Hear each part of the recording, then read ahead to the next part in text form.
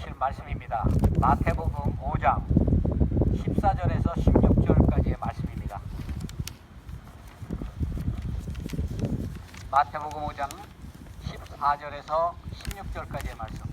신약성경 5면에 있습니다. 우리 세 절이니까 다 같이 합심해서 성경 본문을 읽도록 하겠습니다. 너희는 세상의 빛이라.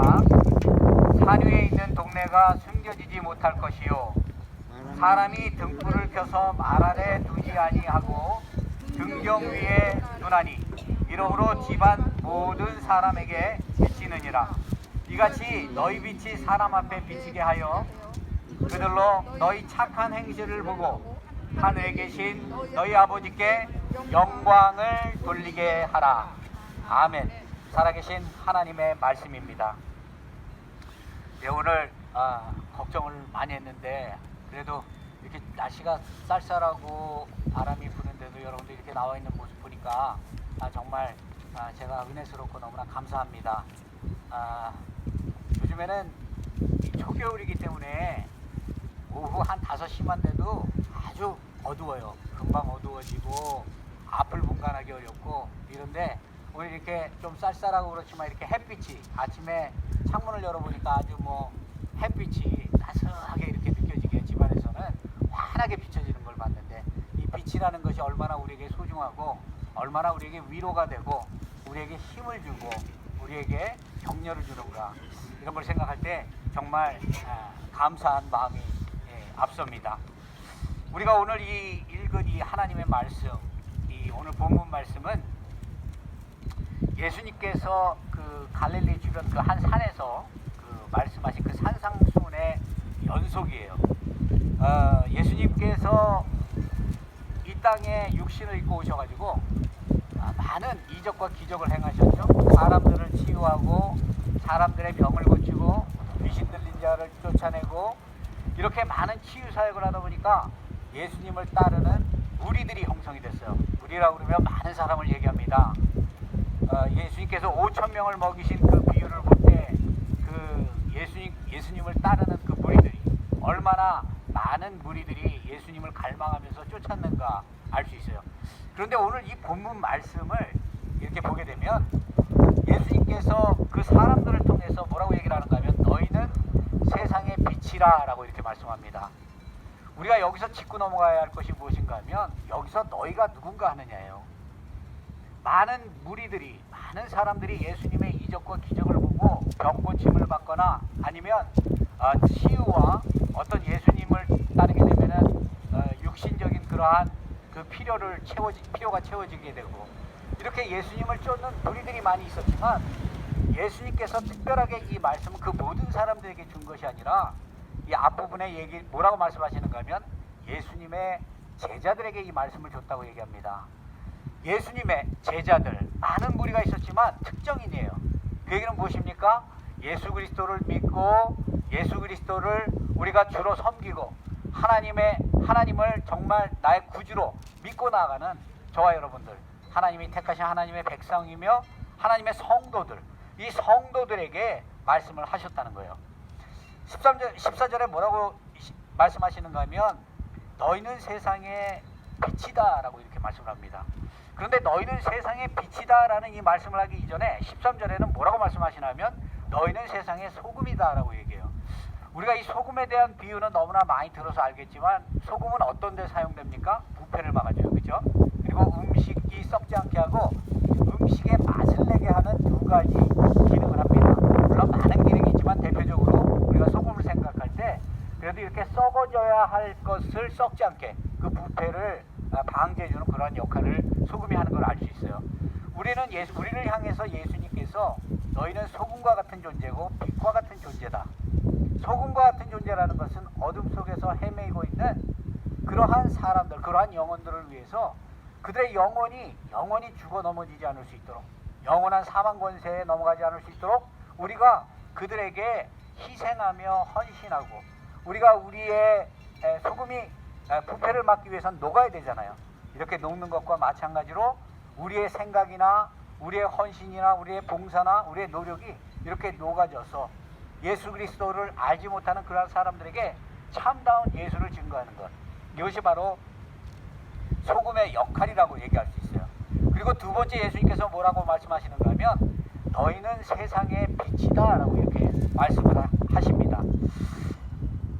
너희는 세상의 소금이다 라고 얘기할 때 이것을 그 영어로 보게 되면요, You are the salt of the earth 라고 되어 있어요. earth라고 되어 있어요. 그 세상에 대해서, 세상을 가리킬 때. 그런데 너희는 세상의 빛이다 라고 얘기할 때 You are the light of the world 라고 얘기해요. 같은 세상을 얘기하는데 하나는 earth라고 얘기하고 있고 하나는 world라고 얘기를 하고 있어요. 우리 한국말로는 똑같이 세상으로 이렇게 표기되지만, 그러면 이것을 좀 더 세분화되게 우리가 보기 위해서 헬라어 언어를 보게 되면요, 소금이라는 말을 표현할 때 헬라어는 개를 사용했어요. 그 세상에 대해서. 이 개라는 것은 무엇을 얘기하는가 하면은 우리 이 땅을 얘기하는 거예요. 그렇기 때문에 earth라고 얘기하고 있죠. 그런가 하면 오늘 빛으로 표현하고 있는, 빛을 표현하기 위해서 그 세상의 빛이 되라고 할 때 그 세상은 뭐라고 그 헬라어로 얘기하고 있는가 하면 우리가 잘 아는 코스모스예요.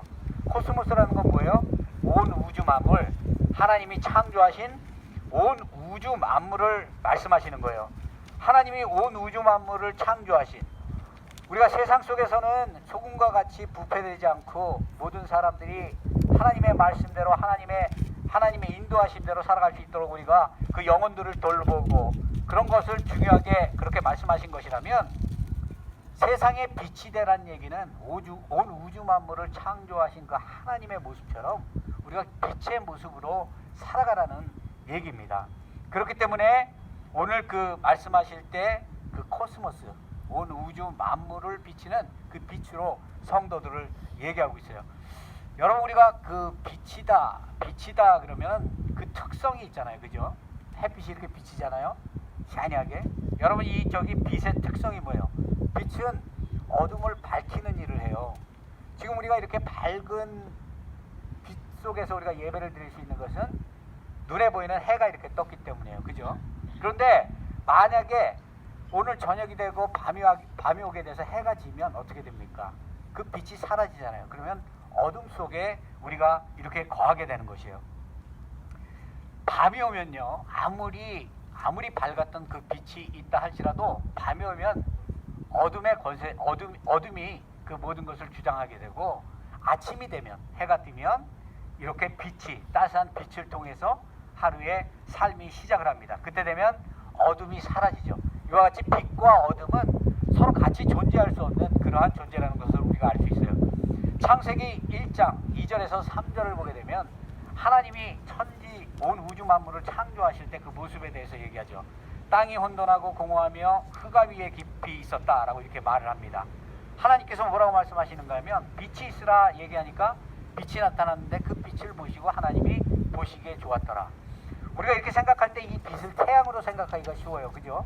그런데 이 빛은 태양이 만들어지기 이전의 빛을 얘기합니다. 여러분, 태양이 언제 창조됐죠? 하나님의 창조 기사를 보게 되면 4일째 될 때 하나님께서 그 하늘에 그 해와 달과 별을 만드신 것을 알 수 있어요. 그러면 하늘의 해가 비춰지기 전에, 해 빛이라는 게 나타나기 이전에 하나님께서 빛이 있으라 말씀하신 것은 하나님이 빛이기 때문에 그 빛을 드러내셨다는 것이에요. 온 우주 만물에. 그러니까 하나님이 그 빛을 드러내니까 어떻게 됐다고 얘기합니까? 혼돈과 공허와 흑암이 사라졌다. 하나님의 세상이 찾아왔다는 얘기예요. 하나님께서는 누누이 성경에 하나님 자신을 나는 빛이다 라고 이렇게 말씀을 합니다. 우리가 그렇기 때문에 구약에 우리 잘 아는 다윗 왕이 하나님을 찬양할 때 뭐라고 찬양하는가 하면 시편 27편에서 여호와는 나의 빛이요 여호와는 나의 구원이시다, 나의 빛이다, 여호와 하나님을 나의 빛이다 라고 이렇게 고백을 합니다. 그런가 하면 요한복음 8장 12절에 보면 예수님께서 직접 말씀하시죠. 예수님께서 뭐라고 말씀하시냐면 나는 세상의 빛이니 나를 따르는 자는 어둠에 다니지 아니하고 생명의 빛을 얻으리라. 눈에 보이는 이러한 빛, 이 빛이 우리의 생명을 유지시켜 준다면 하나님의 빛은 어떠한 역할을 하는 거예요? 우리를 영원한 생명으로 인도하는 그러한 빛의 역사가 있다는 것입니다. 예수 그리스도를 믿어서 예수 그리스도를 나의 구주로 고백하는 사람들에게는 이러한 영원한 생명이 있는 거예요. 이 생명이 우리의 삶을 유지하고 우리가 영원한 하나님의 나라에서 하나님과 함께 영원히 살아가게 될 것이에요. 그런데 우리가 하나님을 만나기 전에, 예수 그리스도를 믿기 전에 성경은 뭐라고 얘기하는가 하면 우리의 모습이 어땠나 라고 얘기하는가 하면 에베소서 5장 8절에 보면 너희가 전에는 어둠이더니 이제는 주 안에서 빛이라 빛의 자녀들처럼 행하라 라고 말씀합니다. 그 전에 뭐라고 그래요? 빛의 자녀이기 이전에 예수 그리스도는 빛으로 이 땅에 오셨는데 예수 그리스도를 믿기 이전에는 우리가 어둠 속에 거했다 라고 이렇게 말씀을 하시면서 우리가 이전에는 어둠이더니 주 안에서 빛이기 때문에 빛이 되었기 때문에 빛의 자녀들처럼 행하라 라고 얘기합니다. 베드로전서 2장 9절에서는요 그러나 너희는 택하신 족속이요 왕같은 제사장이요 거룩한 나라요 그의 소유가 된 백성이니 이는 너희를 어두운 가운데서 불러내어 그 기이한 빛에 들어가게 하신 이의 아름다운 덕을 선포하게 하려 하심이라 라고 말씀합니다. 하나님께서 우리를 빛의 자리로 부르셨다는 거예요. 하나님께서는 빛이신데 우리를 통해서 하나님의 빛이 증거될 수 있도록 하나님께서 우리를 사용하시고 우리가 그와 같이 하나님의 빛을 온 세상에 드러내기를 원하신다라고 말씀을 하고 계시는 것입니다. 오늘 본문 14절에 보면요 산 위에 있는 동네가 숨겨지지 못할 것이요 15절에는 사람이 등불을 켜서 말 아래 두지 아니하고 등경 위에 두나니 이러므로 집안 모든 사람에게 비치느니라. 빛의 역할은 비치는 거예요. 비치는 것. 예수 그리스도를 믿었으면 우리의 삶을 통해서 우리의 언어를 통해서 우리의 생활을 통해서 우리의 생각을 통해서 살아계신 예수 그리스도가 그 빛 대신 예수 그리스도가 비춰져야 한다는 얘기를 하고 있는 것이죠. 14절에 산 위에 있는 동네가 숨겨지지 못한다는 얘기는 뭐예요? 빛이 있으면 드러난다는 얘기예요. 여러분 산 속에 집들이 있는 동네들이 있는데 만약에 어두컴컴하면 해가 지고 나면 그 집을 찾아갈 수가 없잖아요. 그런데 집안에다 등불을 켜서 그 등불을 밝혀놓으면 사람들이 멀리 있어도 저기가 마을이 있다는 걸 알게 되고 그쪽을 찾아오게 돼서 자신의 집을 찾아갈 수 있는 것이에요. 이것과 마찬가지로 우리가 예수 그리스도를 믿고 예수 그리스도의 말씀이 우리 안에 들어오고 예수 그리스도의 영이 우리 안에 성령이 우리 안에 내주할 때 그 성령의 빛이 우리의 삶을 통해서 나타난다는 것입니다. 그러한 삶을 살아야 한다는 것이에요. 그리고 사람이 등불을 켜서 말 아래 두지 아니하고 등경 위에 둔다. 이야기는 무엇입니까? 빛이 비칠 수 있는 곳에 가야 한다는 것이에요. 여러분 불을 어두운데 이 등불을 켰는데 그것을 말 아래 둔다는 것은 빛을 가리는 역할을 하게 되잖아요. 하지만 빛이 비칠 수 있도록 등경 위에다 두게 되면 온 집안이 밝게 보이기 때문에 그 안에서 사람들이 평안하게 살 수 있는 거예요. 그러면 여기서 하나님께서 우리에게 주고자 하는 말씀은 빛 대신 우리들이 하나님의 말씀에 순종해서 그 빛을 비추는 자가 되어야 되는데 그렇다면 우리가 어떠한 삶의 자리에 찾아가야 한다는 얘기입니까? 빛이 비춰지기 위해서는 어둠이 있어야 하는 거예요. 믿지 않는 영혼, 하나님을 모르는 영혼, 세상 속에 온갖 죄와 타락 속에서 범죄 속에서 살아가는 그러한 죄악된 영혼들. 제가 요즘에 이 동영상으로 이렇게 그 주일 예배를 이렇게 편집하다 보니까 한국에 있는 그 친구들한테 한 번씩 제가 이렇게 그 동영상을 보내줘요. 처음에는 이 얘기를 그냥 대수롭지 않게 듣다가 매주 이렇게 한 번씩 보내주게 되니까 예수를 모르는 친구들이 많이 있어요. 한국은 많이 타락해 있고 보니까 술 문화에다가 많이 정말 그 세상적으로 사는 사람들이 많습니다. 근데 그 친구가 하루는 저한테 그렇게 질문하는 거예요. 전화를 해서. 그때 그 설교 말씀을 한 그 말씀이 진짜냐고 묻는 거예요. 그 얘기는 뭐예요? 어둠 속에 빛이 들어간 거예요. 마음에 동요가 일어난 거예요. 예수가 진짜 있나? 그 예수가 진짜 그렇게 우리가 복음으로 전하는 그 말씀 속에 그 예수가 진짜 있나라는 의심이 생기고 의문이 생겼기 때문에 저한테 그렇게 얘기를 하는 거예요. 저와 여러분이 이렇게 빛을 비추는 그러한 삶을 살아갈 때 어둠에 빛의 모습이 나타나는 것입니다. 이 빛의 모습이 어떤 모습으로 나타나야 돼요? 우리가 누리고 우리가 원하는 걸 다 갖추기 이전에 그 우리가 원하고 바라는 것들을 예수를 모르는 사람들이 똑같이 원하고 누릴 수 있도록 우리가 희생하고 헌신하고 봉사해야 한다는 얘기하면 너희는 세상의 빛이라. 그 빛을 비치게 하라. 어둠을 밝히는 빛과 같은 존재가 되라 라고 이렇게 말씀을 하고 있어요. 그렇다면 우리가 여기에 한 가지 의문을 갖고 생각해 봐야 할 것이 있습니다.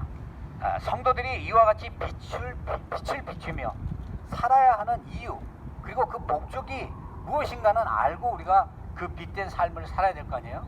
거기에 대해서 16절에 이렇게 말을 합니다. 이같이 너희의 빛을 사람 앞에 비추게 하여 그들로 너희 착한 행실을 보고 하늘에 계신 너희 아버지께 영광을 돌리게 하라 라고 말을 합니다. 목적이 무엇이에요?